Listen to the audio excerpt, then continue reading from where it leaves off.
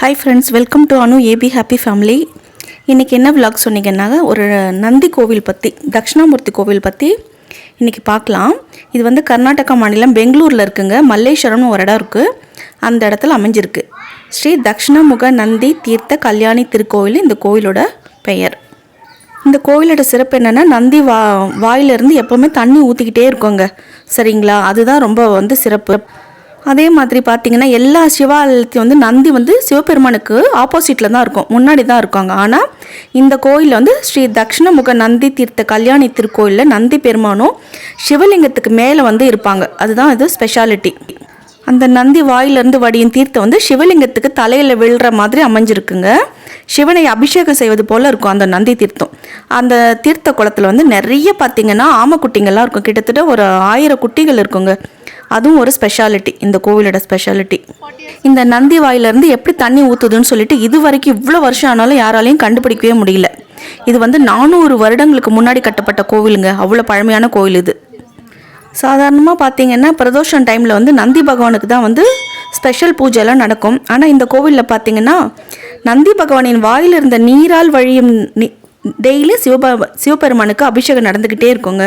அது ஒரு ஆச்சரியமான விஷயம்.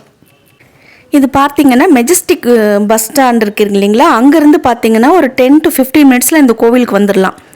பஸ்லேயும் வரலாம். சப்போஸ் நீங்கள் ஃப்ளைட்டில் வர ஐடியா இருந்துச்சுன்னா பெங்களூர் ஏர்போர்ட் வந்து அங்கேருந்து மெஜஸ்டிக் பஸ் டைரெக்டாக வரும் அந்த ஏர்போர்ட்லேருந்து. அங்கேருந்து 15 மினிட்ஸ் நீங்கள் வந்து ஆட்டோலேயும் போகலாம், இல்லை கேப் புக் பண்ணியே வந்துடலாம். ஸோ வந்து ரொம்ப ஈஸி தான். இது வந்து மெஜஸ்டிக்லேருந்து 10 நிமிஷம் தான் இந்த கோயில். இந்த கோவில் இருக்கிற ஏரியா பேர் வந்து மல்லேஸ்வரம். எவ்வளோ ஆமைக்குட்டிகள் இருக்குது பாருங்கள். இயற்கையாக அது பாட்டுக்கு குட்டி போட்டு வளர்ந்துக்கிட்டே இருக்கும். இந்த தீர்த்தம் வந்து ரொம்ப விசேஷமானது சொல்லுவாங்க. ஸோ இதில் காலெல்லாம் நீங்கள் கழுவ முடியாது. ஜஸ்ட்டு நம்ம வந்து எடுத்து தீர்த்தமாக தலையில் தெளிச்சிக்கணும். இதை தலையில் தெளிச்சுட்டு நம்ம செஞ்ச பாவெல்லாம் விமோச்சனம் ஆகும்னு சொல்லிட்டு ஒரு கருத்து இருக்குது இந்த கோவிலை பற்றி. இந்த தெப்பக்குளம் பார்த்திங்கன்னா என்றைக்குமே தண்ணி குறைவே குறையாதுங்க. அந்த நந்தி வாயில் இருந்த நீர் வந்து அப்படியே வந்து சிவபெருமான அபிஷேகம் பண்ணிவிட்டு அதுக்கப்புறம் தெப்பக்குளத்தில் வந்து விழுற மாதிரி வடிவமைக்கப்பட்டிருக்கிறது. ஆனால் இந்த தண்ணி எங்கேருந்து வருதுன்னு யாராலையும் கண்டுபிடிக்கவே முடியலையா இவ்வளோ வருஷத்துக்கு. ஸோ வந்து இந்த கோவிலில் வந்து ஜஸ்ட்டு ஒரு 1/2 hour 1 hour உட்காந்துட்டிங்கன்னா மனசு அவ்வளோ ஒரு நிறைவாக இருக்கும். ரொம்ப பீஸ்ஃபுல்லாக இருக்கும். எனக்கு ரொம்ப பிடிச்ச கோயிலுங்க இது. ஸோ என்னால் எப்போல்லாம் முடியுமோ அங்கே போயிட்டு சாமி தரிசனம் பண்ணிட்டு வருவேன். ஆப்போசிட்லேயே அம்மன் கோவிலும் இருக்குது. நிறைய கோவில் இருக்குது கர்நாடகாவில். இன்றைக்கி வந்து இந்த கோவில் வந்து நான் கவர் பண்ணியிருக்கேன். ஆமை வந்து சொல்லுவாங்க இல்லைங்களா, ஆமை வந்து ராசி பற்றியெல்லாம் சொல்லுவாங்க. ஆனால் வந்து சிவபெருமான் கோவிலில் பார்த்திங்கன்னா இந்த ஆமைக்குட்டிங்க தான் விசேஷம், ரொம்ப விசேஷம். தொடக்கூடாது, டச் பண்ணக்கூடாது. அது இல்லாமல் மீன் குட்டிங்களும் நிறைய இருக்குது. ஆனால் குளத்தில் நீங்கள் எதுவுமே போடக்கூடாது. இந்த தீர்த்தத்தை தண்ணியில் மட்டும்தான் தெளிக்க முடியும். அந்த மாதிரி விசேஷமான கோயில். 400 வருஷம் பழமையான கோயில்னால் பார்த்துக்குங்களேன். ஸோ இந்த பக்கம் பெங்களூரில் இருக்கவங்களுக்கு சிலவங்களுக்கு தெரியாமலே இருக்கும். ஏன்னா வந்து ரீசெண்டாக வந்தவங்களும் இருப்பீங்க பெங்களூருக்கு. அப்படி இல்லைனாலும் பெங்களூருக்கு விசிட் பண்ணுறவங்க இந்த கோவிலை மறக்காமல் வந்து சிவபெருமான் தரிசனத்தை பார்த்துட்டு போங்க.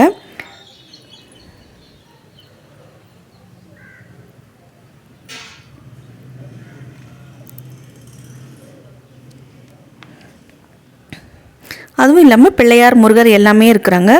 இது வந்து பார்த்திங்கன்னா அந்த கல்வெட்டே பார்த்திங்கன்னா உங்களுக்கு தெரிஞ்சிடும் இது எவ்வளோ பழையமையான கோவில் சொல்லிட்டு. அந்த மாதிரி பழைய காலத்து கல்வெட்டெல்லாம் இருக்குது நிறையா.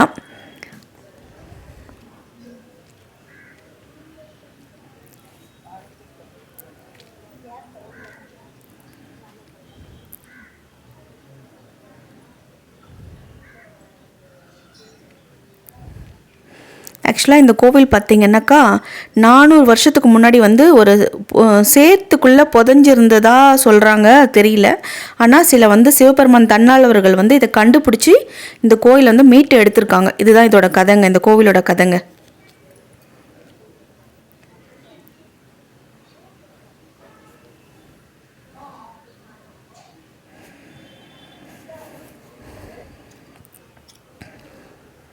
இந்த வீடியோ பிடிச்சிருந்தா லைக் பண்ணுங்கள், ஷேர் பண்ணுங்கள், சப்ஸ்கிரைப் பண்ணுங்கள்.